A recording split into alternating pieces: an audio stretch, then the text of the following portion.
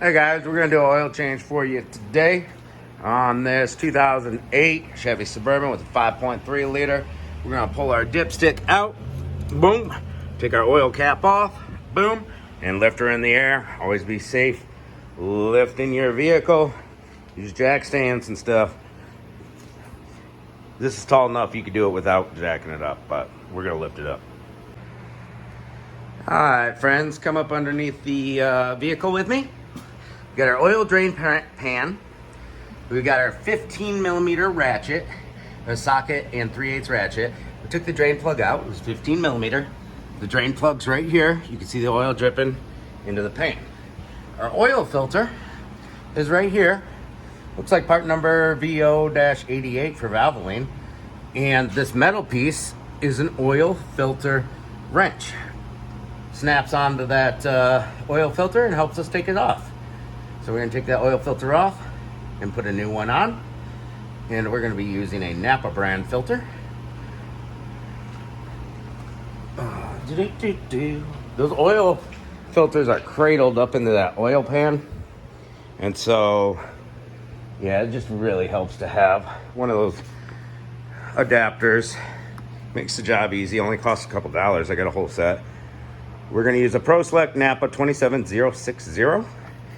And after we put the drain plug back in and the new oil filter on, we're gonna fill her up with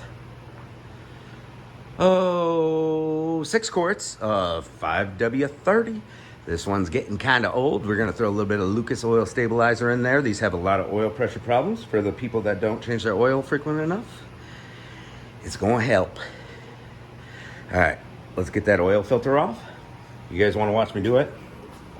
All right, come along for the ride. So after we change these, we're gonna drop it down, fill it up with oil, put our cap back on and put our dipstick back down.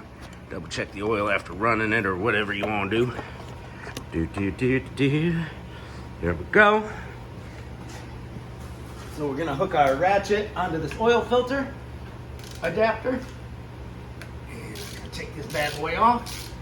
Start leaking oil on us. I hate this style because it always just leaks oil on you, you know? Should probably be using gloves, but whatever. This is one of them oil changes that you kind of want gloves for. See? There's no way to get around getting oil on your hands for this vehicle.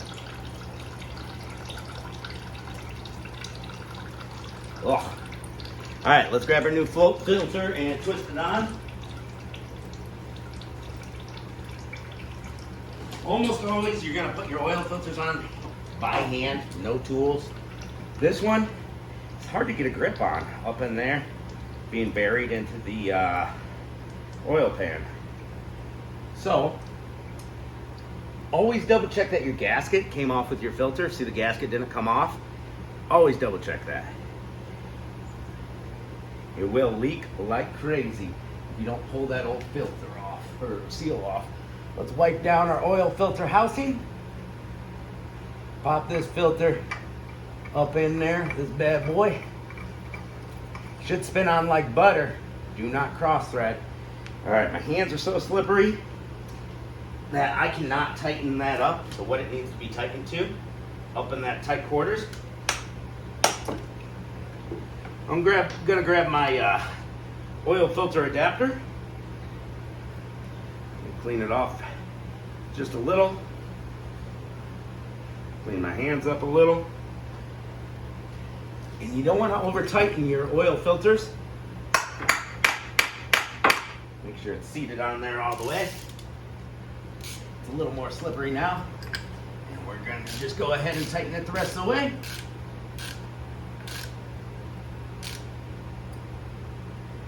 Go.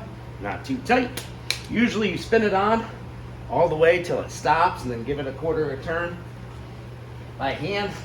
On this vehicle, yeah, it's just a little tricky. That's how I do it. If you want to do it my way, do it my way. All right. And that'll about conclude everything. Fill your oil up and get her done. Make sure you keep track of your mileage. where you're at after you're done with your oil change. See ya.